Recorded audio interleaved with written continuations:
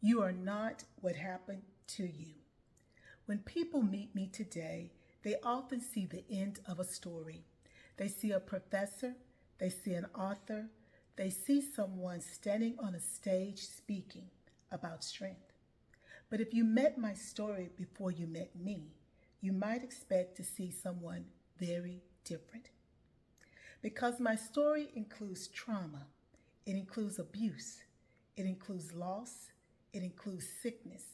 At one point, it even included losing my eyesight. Those kinds of experiences can make people believe something dangerous. They begin to believe that what happened to them becomes who they are.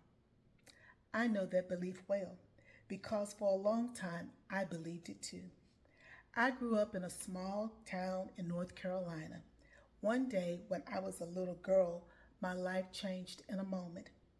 My uncle was shot and killed right in front of us. I still remember hearing my mother scream. It was the kind of sound that stays with you for the rest of your life. In that moment, something changed inside of me. Childhood innocence disappeared.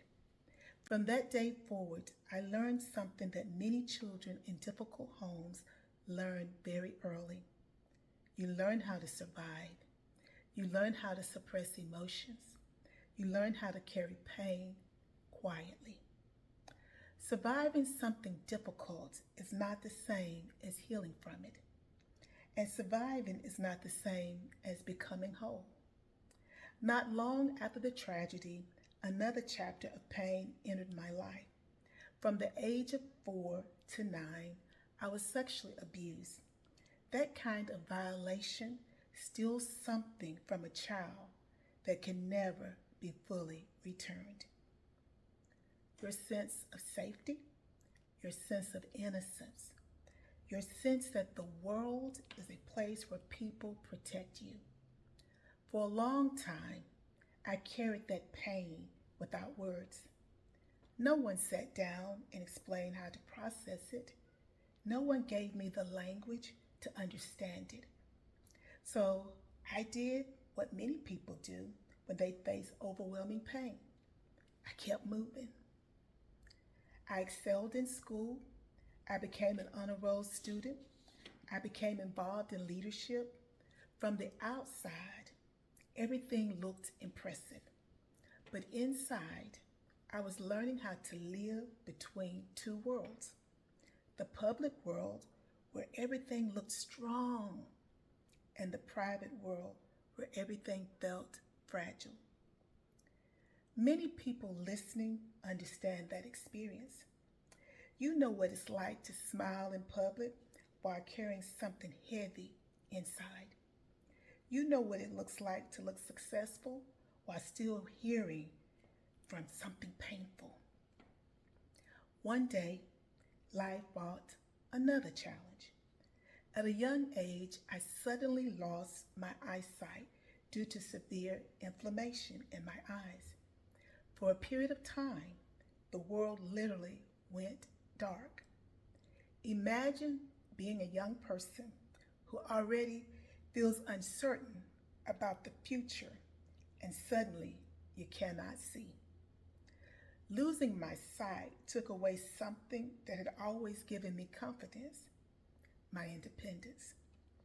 School had been my safe place. I was known for perfect attendance and good grades. Suddenly, I could not participate in the one environment where I felt capable. When you lose your sight, something strange happens. The world becomes uncertain. You cannot read people's expressions. You cannot see what's coming next. Everything requires trust. And in the middle of that darkness, I began to realize something important.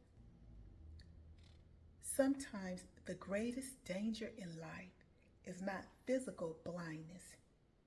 The greatest danger is believing that the painful things that happen to you define who you will become.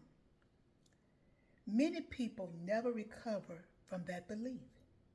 They build their identity around what happened to them. They introduce themselves through their wounds. Their trauma becomes their name. But somewhere along my journey, I began to understand something that changed everything. Your past explains your story, but it does not get to define your future. Too many people allow one chapter of their life to become the title of their entire story. That realization became the turning point in my life. Because once you understand that truth, you begin to make decisions. You stop asking one question, why did this happen to me? And you start asking a different question. What will I become because this happened to me? That question changed how I view my entire life.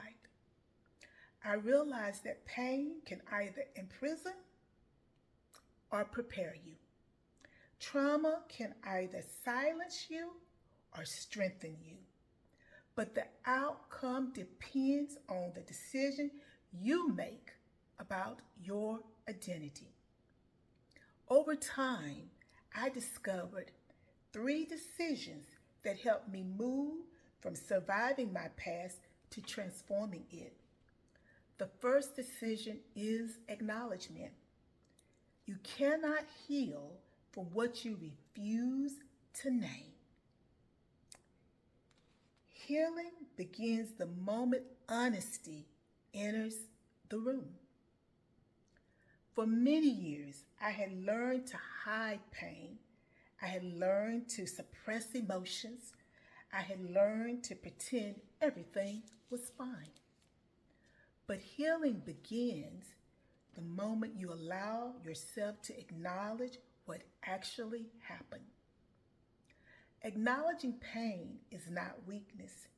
Acknowledging pain is honesty. And honesty is the beginning of freedom. The second decision is separation. You must separate your identity from your experience. Something may have happened to you, but it is not you. Abuse may have happened to you. Loss may have happened to you. Failure may have happened to you. But those events are chapters only in your story.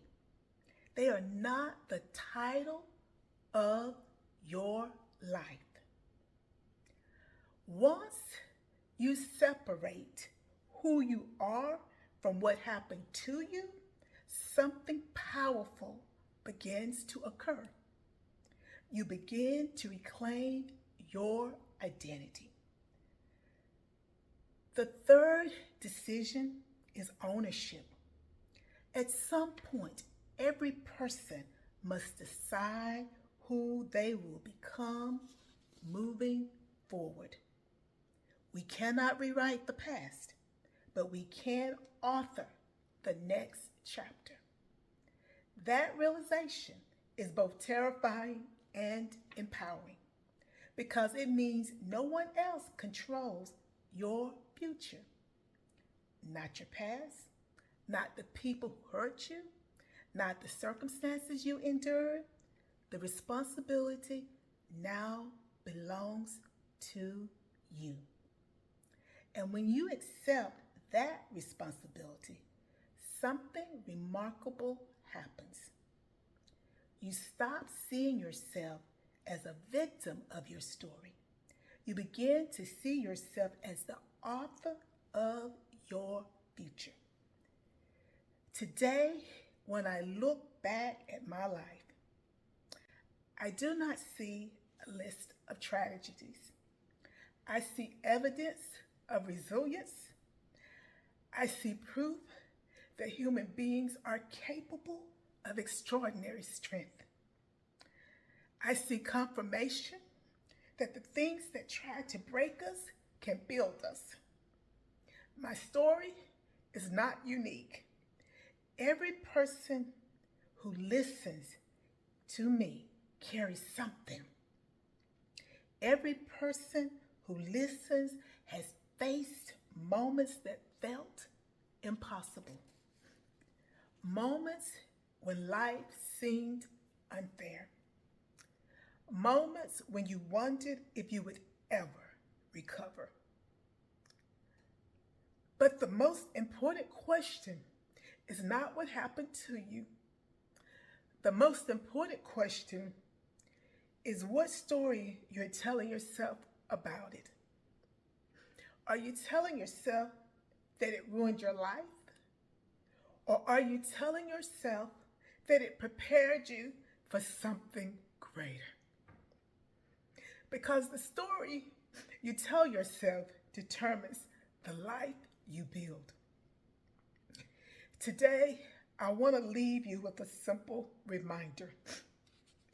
Your past may explain your story, but it does not define your future. You are not what happened to you. You are what you choose to become next. And that decision still belongs to you. And I want you to always remember, you are stronger than that moment in time. And you have permission now to take care of you because you have a story that still has time to unfold.